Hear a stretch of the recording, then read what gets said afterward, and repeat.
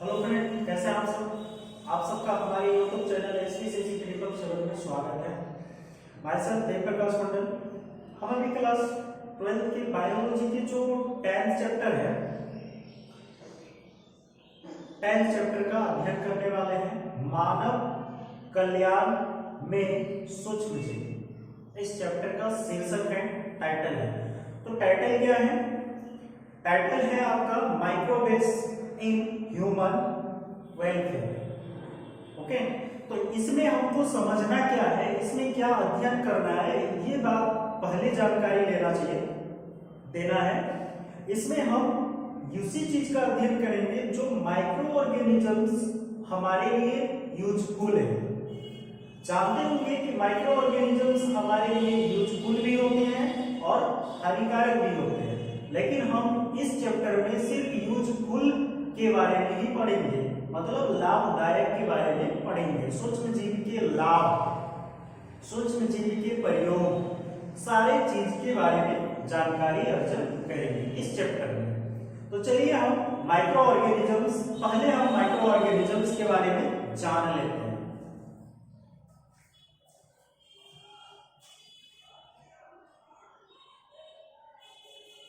Micro organisms,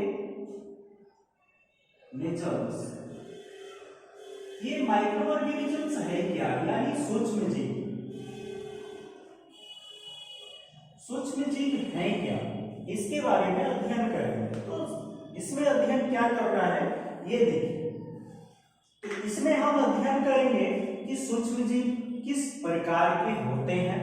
तो देखिए, ऐसे जीव जिसको हम नंगी आंखों से नहीं देख पाते हैं उसको माइक्रो ऑर्गेनिजम्स कहा जाता है। वो इतने सूक्ष्म होते हैं कि हम उसको देखने के लिए हमें माइक्रोस्कोप का सहारा लेना पड़ता है।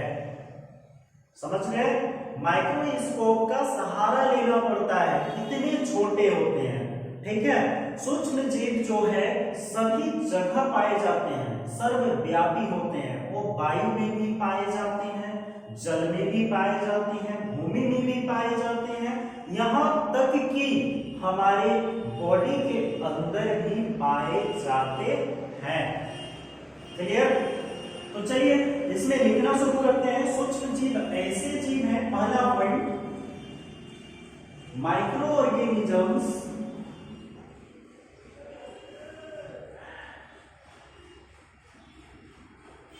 एक ऐसा जीव है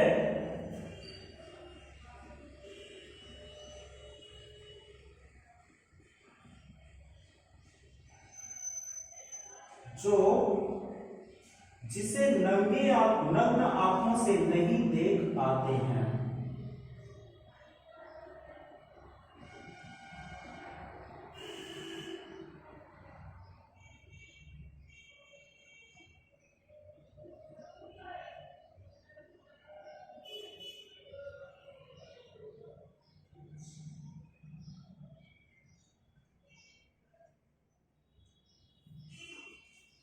दूसरा पॉइंट लिखिएगा, माइक्रो ऑर्गेनिजम्स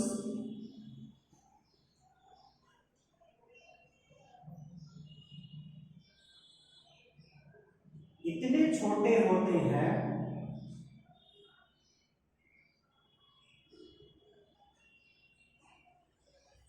कि इसे देखने के लिए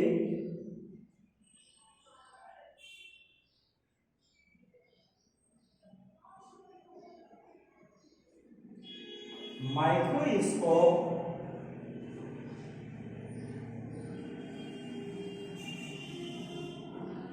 का हेल्प लेना पड़ता है।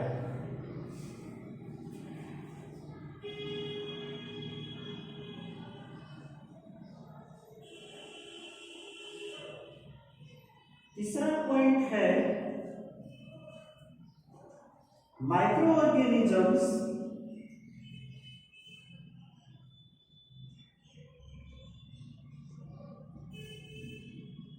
सर्वव्यापी होते हैं।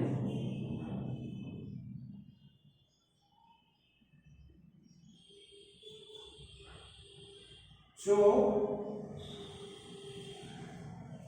सभी जगह पाए जाते हैं।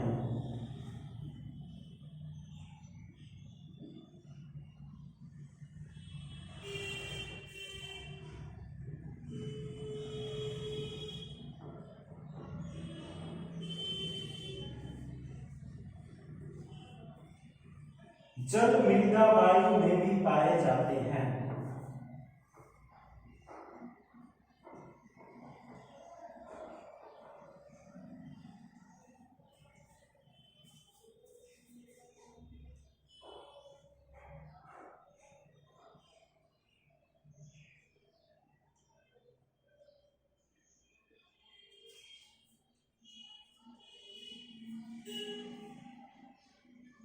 साथ साथ, इसके साथ साथ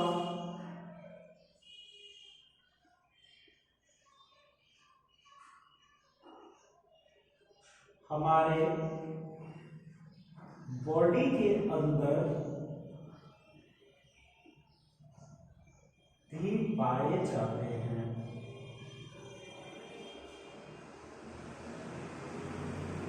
एग्जाम्पल के स्वरूप लिखना है, जैसे देखिए लिखिए, इंटेस्टाइन में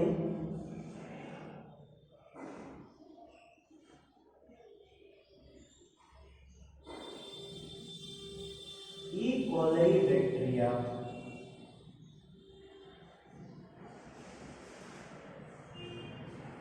ठीक है, इंटेस्टाइन में ई कोलाई बैक्टीरिया हो गया। माइक्रो ऑर्गेनिजम्स के बारे में ये जानकारी, ठीक है। अब हम पढ़ने वाले हैं क्या, माइक्रो ऑर्गेनिजम्स के बारे में तो जानकारी अर्जन हो गई। अब हम पढ़ेंगे कि माइक्रो ऑर्गेनिजम्स में जो कुछ प्रोडक्ट बनते हैं ना, इसके पहले हम थोड़ा सा ये भी बोल देते हैं कि आपके माइंड में ये भी आता होगा कि जब हमारी बॉडी के अंदर भी इंटेस्टाइन में ई कोलाई बैक्टीरिया पाए जाते हैं, तो ज्यादातर सूक्ष्म जीव हमें हार्म करते हैं, यानी हरास करते हैं, हानि पहुंचाते हैं। तो क्या हमारी बॉडी में पाए गए सूक्ष्म जीव हमें हानि नहीं पहुंचाएगी? ये आता होगा, लेकिन हानिकारक जितने भी माइक्रो ऑर्गेनिजम्स थे, हार्मफुल माइक्रो ऑर्गेनिजम्स, उसका अध्ययन हमने 8 चैप्टर में करा दिया था। ठीक, अभी हम इसमें यूजफुल वाले पढ़ेंगे, समझ गए? यूजफुल वाले बैक्टीरिया के बारे में पढ़ेंगे। अभी इसके बाद हम पढ़ेंगे क्या, माइक्रो ऑर्गेनिजम्स का ही प्रोडक्ट जो बनता है, प्रोडक्ट समझते हैं ना, प्रोडक्ट उत्पादों में सूक्ष्म जीव का उपयोग, use of micro organisms in product, use of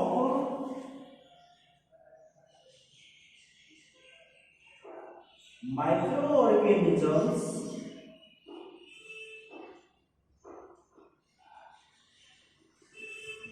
in product,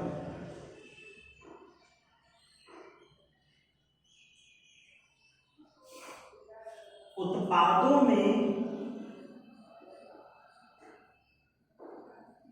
सूक्ष्म जीव का उपयोग,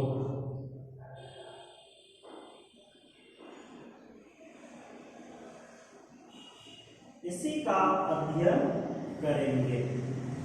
तो इसमें से एक आता है क्या, औद्योगिक उद्योग, ठीक, दूसरा आता है घरेलू उद्योग। तो घरेलू उद्योग मतलब घरेलू उत्पाद, घरेलू उत्पाद में क्या क्या आते हैं?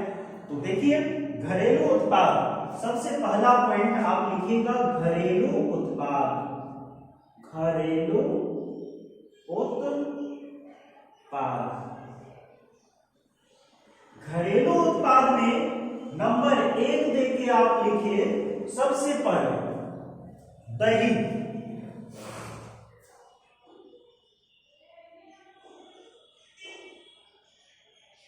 कर्ड, ठीक है, दही। दही का निर्माण किससे होता है? तो दही का निर्माण जो है ना वो होते हैं दूध से।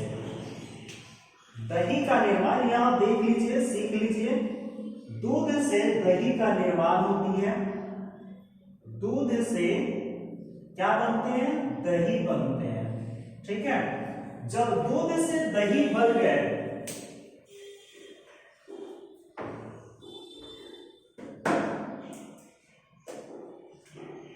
दूध से क्या बनते हैं? दही बनते हैं। ये दही तो बन गई दूध से, लेकिन इसमें कौन से माइक्रो ऑर्गेनिजम्स उपस्थित होते हैं जो दही को बना लेता है? तो चलिए इसके बारे में जान लेते हैं। ये एक दूध में एक माइक्रो ऑर्गेनिजम्स पाया जाता है जिसका नाम है लैक्टोबैसिलस।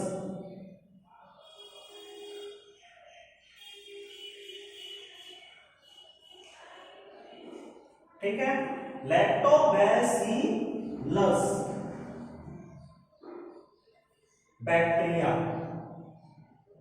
एक लैक्टोबैसिलस और दूसरा है लैक्टिक एसिड बैक्टीरिया।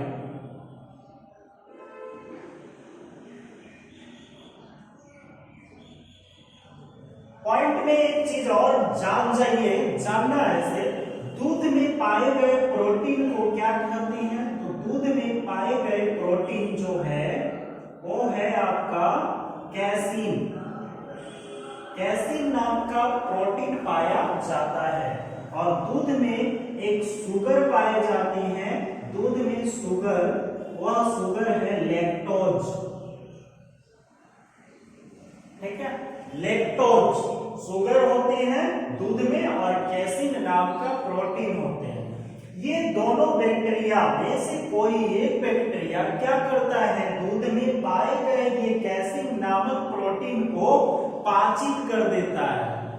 ठीक है, स्कंदित करते हैं और पाचित कर देते हैं, पाचन करते हैं, जिसके कारण यह दूध क्या हो जाता है? थक्का बन जाता है और वह दही बन जाते हैं। दूध दही में परिवर्तित हो जाता है।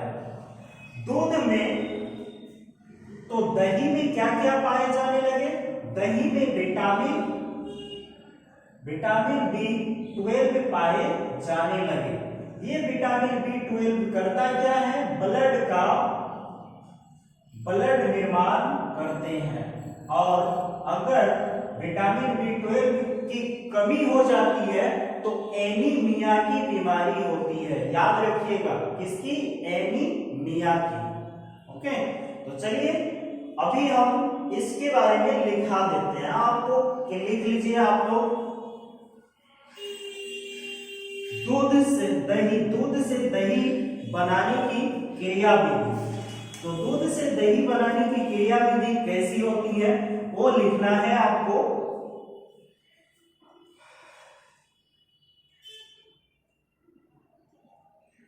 दूध से दही कैसे बनते हैं? दही में दही देने के बाद डैश दे दीजिए और लिखिए, दूध से दही का उत्पादन होता है। दूध से किसका उत्पादन होता है? दही का उत्पादन होता है।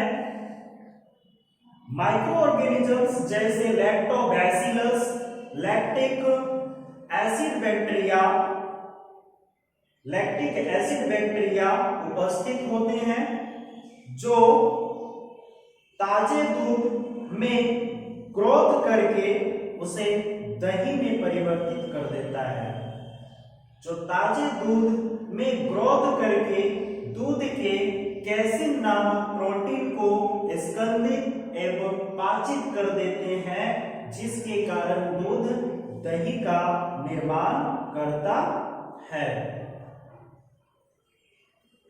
दही बनाने से पहले ताजे दूध में एक पदार्थ मिलाया जाता है जिसे निवेश द्रव्य कहते हैं। वह निवेश द्रव्य दही के रूप में ही होती है। ठीक है, इस निवेश द्रव्य में लाखों करोड़ों संख्या में लैक्टिक एसिड बैक्टीरिया पाए जाते हैं जो उपयुक्त ताप पर कई गुना ग्रोथ करते हैं, परिणाम स्वरूप दूध को दही में बदल देता है। इतना ही नहीं, विटामिन B12 की मात्रा बढ़ने से पोषण संबंधी गुणवत्ता में सुधार आ जाती है। जब दही बन जाती है तो विटामिन B12 की मात्रा बढ़ जाती है और न्यूट्रिएंट्स की जो प्रॉब्लम होती है दही दूध में वह सुधर जाती है। इसलिए दूध से बेनिफिशियल कौन है? दही का खाना बेनिफिशियल है, दूध से बेस्ट दही माना जाता है।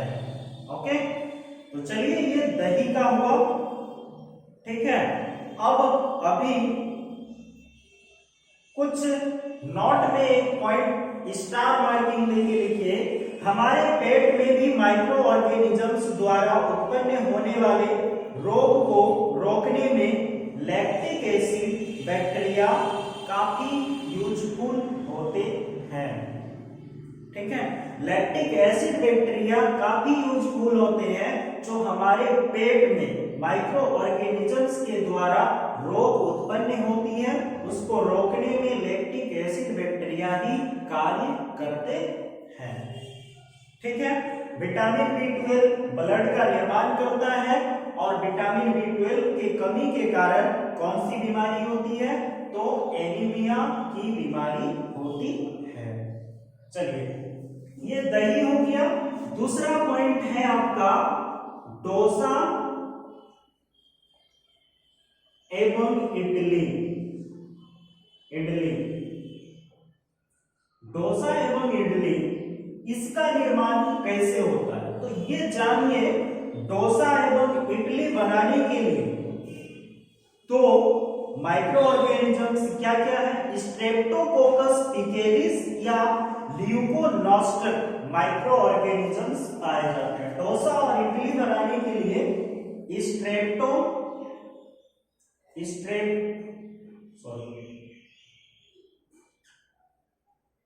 स्ट्रेप्टोकोकस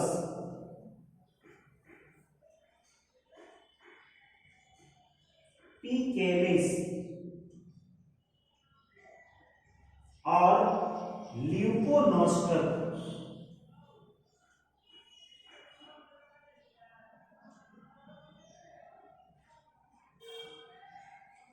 ये दोनों माइक्रो ऑर्गेनिजम्स हैं जो क्या करते हैं? ल्यूकोनोस्टक माइक्रो ऑर्गेनिजम्स का प्रयोग किया जाता है। तो डोसा और इडली देने के बाद आप लिखना शुरू कीजिए। डोसा या इडली बनाने के लिए स्ट्रेप्टोकोकस पिकेलिस या ल्यूकोनोस्टक माइक्रो ऑर्गेनिजम्स का प्रयोग किया जाता है।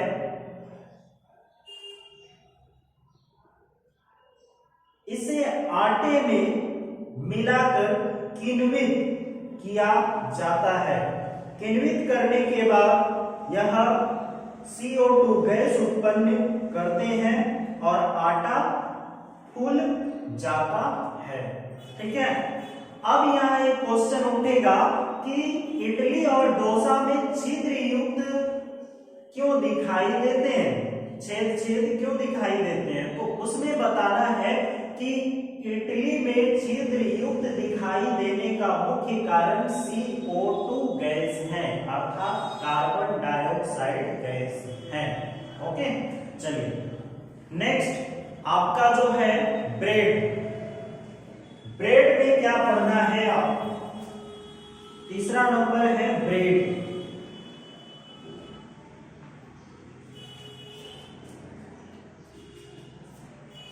घरेलू उत्पाद में दही का तो समझ गए, इडली और डोसा का भी समझ गए, अब ब्रेड का समझना है।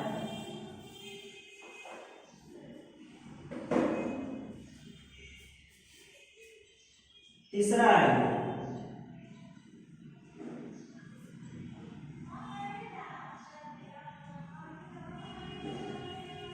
ये ब्रेड बनाने के लिए हमको एक माइक्रो ऑर्गेनिजम्स की आवश्यकता होती है। वह माइक्रो ऑर्गेनिजम्स है आपका ईस्ट।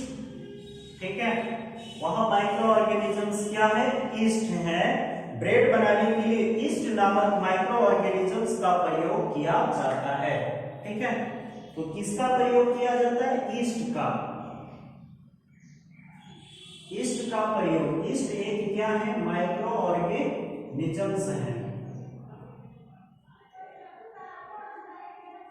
माइक्रो ऑर्गेनिजम्स का नाम क्या है, ईस्ट। इसका साइंटिफिक नेम जो है वह क्या है, तो साइंटिफिक नेम, ईस्ट का साइंटिफिक नेम याद रखिएगा, स्क्रोमाइसिस, सैक्रोमाइसिस,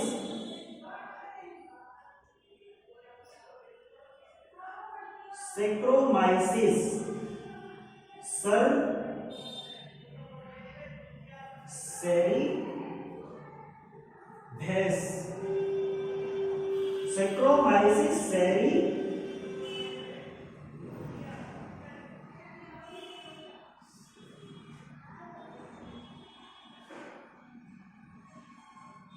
सेरीभेस, सैक्रोमाइसिस सेरीभेस है, क्या है, ईस्ट का साइंटिफिक नाम। इसको क्या करना है, आपके माइंड पे अच्छे ढंग से सेट कर लेना है, क्योंकि ये एग्जाम में पूछा जाता है, नीट के एग्जाम हो या फिर आपके बोर्ड के एग्जाम हो, ऑब्जेक्टिव क्वेश्चन में जरूर दे सकता है। क्लियर, इसीलिए आप इसको जरूर से जरूर याद कीजिए, सैक्रोमाइसिस सर्विस, किसका साइंटिफिक नाम है, ईस्ट का। ठीक है, ईस्ट जो है वह, ईस्ट का दूसरा नाम क्या क्या है, तो ईस्ट का दूसरा नाम, इसका जो दूसरा नाम है, डबल नेम, एक है बेयर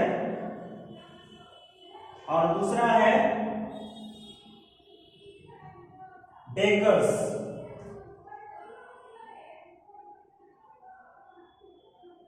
ठीक है, एक है बेयर, दूसरा है बेकर्स। इसलिए इसका ये सब नाम है बेयर और बेकर्स, क्योंकि इसका उपयोग ज्यादातर बेकरी के क्षेत्र में किया जाता है। ठीक है, जैसे हो गए पाव रोटी, इसके उपयोग में केक, ठीक है, इसके उपयोग में इसका प्रयोग किया जाता है, केक बनाने में भी इसका उपयोग किया जाता है। ओके, चलिए, तो हमने आपको बेयर, बेकर्स, ईस्ट एक माइक्रो ऑर्गेनिजम्स है जिसका साइंटिफिक नेम क्या है, सैक्रोमाइसिस सर्विस। ठीक है, सैक्रोमाइसिस सर्विस जो है इसका साइंटिफिक नेम है, याद रहेगा ना, अच्छे से याद कर लीजिए, सैक्रोमाइसिस सर्विस। ठीक है, अब हम जानेंगे ब्रेड बनाने के लिए क्या करते हैं। तो ब्रेड बनाने के लिए हम लिखना शुरू कीजिए कि ब्रेड बनाने के लिए, ब्रेड लिखने के बाद आप डैश लीजिए और लिखना शुरू कीजिए। ब्रेड बनाने के लिए ईस्ट नामक माइक्रो ऑर्गेनिजम्स का प्रयोग किया जाता है, जिसका साइंटिफिक नेम सैक्रोमाइसिस सर्विस है। ईस्ट का दूसरा नाम बेयर्स ईस्ट या फिर बेकर्स ईस्ट है।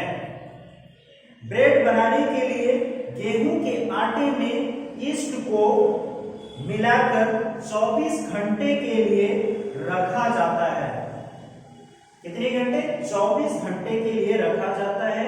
इससे आटे में कार्बन डाइऑक्साइड गैस उत्पन्न होते हैं और आटा फूलकर उभर जाता है। आटा फूलकर क्या होता है, उभर जाता है।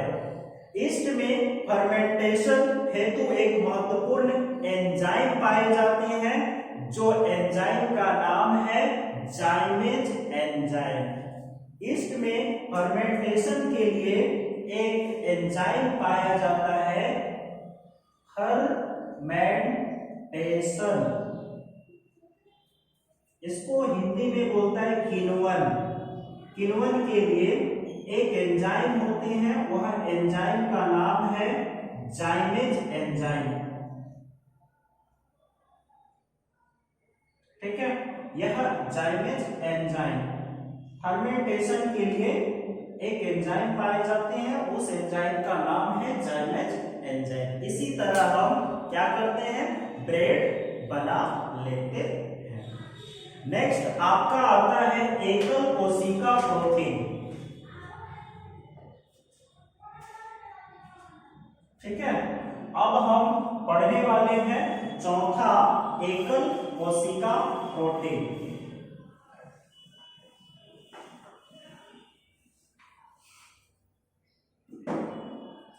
एकल कोशिका प्रोटीन चौथा सिंगल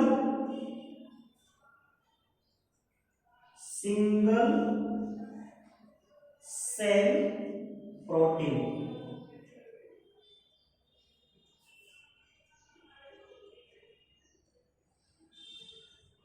एकल कोशिका प्रोटीन।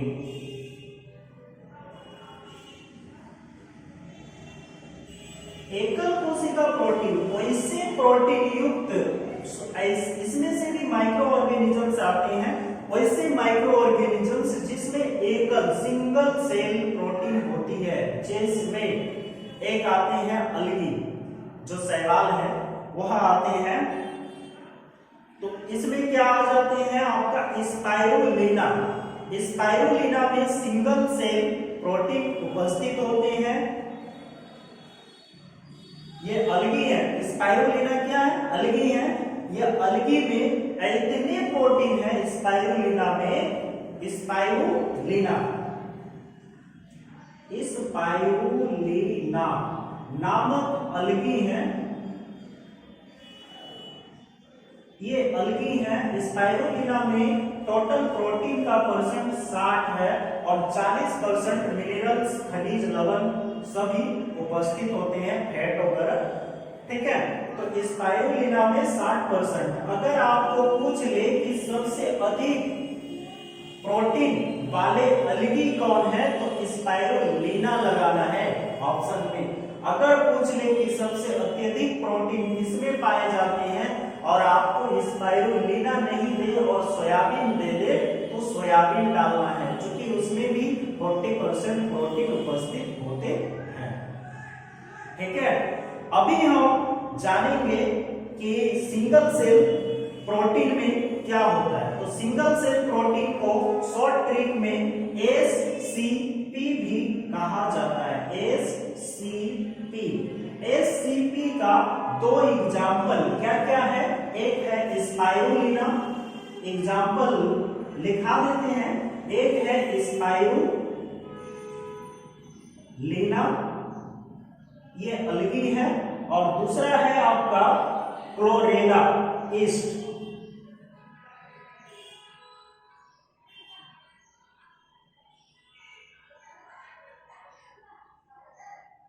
ठीक है, तो स्पाइरुलिना में 60% प्रोटीन पाए जाते हैं और इसमें 40% प्रोटीन पाए जाते हैं।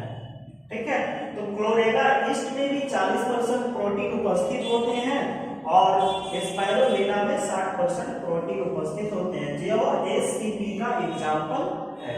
ओके, तो चलिए एससीपी में लिखना शुरू कीजिए। एससीपी यानी सिंगल सेल प्रोटीन लिखने के बाद डैश दे दीजिए और लिखिए, इसमें सभी आवश्यक एमिनो अम्ल उपस्थित होते हैं। Spirulina single cell algae, single cell protein जो अलगी में आते हैं के रूप में आता है। इसमें 60% प्रोटीन एवं सभी खनिज द्रव्य, विटामिन एवं अनसैचुरेटेड फैट पाया जाता है। ठीक है, एग्जाम्पल जैसे स्पाइरुलिना में 60% प्रोटीन और क्लोरेला ईस्ट में 40% प्रोटीन पाए जाते हैं। यह एससीपी का उदाहरण है। तो आज जो है हमने आपको क्या बताया, माइक्रो ऑर्गेनिजम्स के बारे में बताए, जो यूजफुल होते हैं माइक्रो ऑर्गेनिजम्स प्रोडक्ट बनाने में, उसका यूज बताया। जो घरेलू उत्पाद के बारे में हमने बताया कि घर में जो सामान यूज होते हैं उसके बारे में भी हमने आपको बता दिया। ठीक है, अभी हम आपको कुछ क्वेश्चन करते हैं। इस क्वेश्चन का आंसर हमारे कमेंट बॉक्स में जरूर से जरूर दिया कीजिएगा। सबसे पहला, दूध में किस नाम का प्रोटीन पाया जाता है? ठीक है। दूसरा क्वेश्चन, दूध में किस प्रकार के शुगर उपस्थित होते हैं, उसका नाम लिखें। ठीक है। तीसरा क्वेश्चन है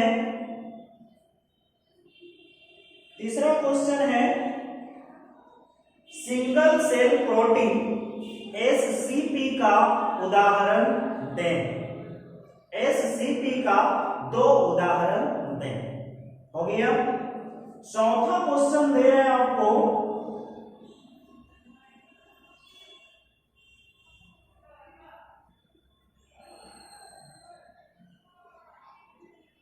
विटामिन B12 किस चीज का निर्माण करता है? विटामिन B12 हमारे बॉडी में किस चीज का निर्माण करता है? ठीक है।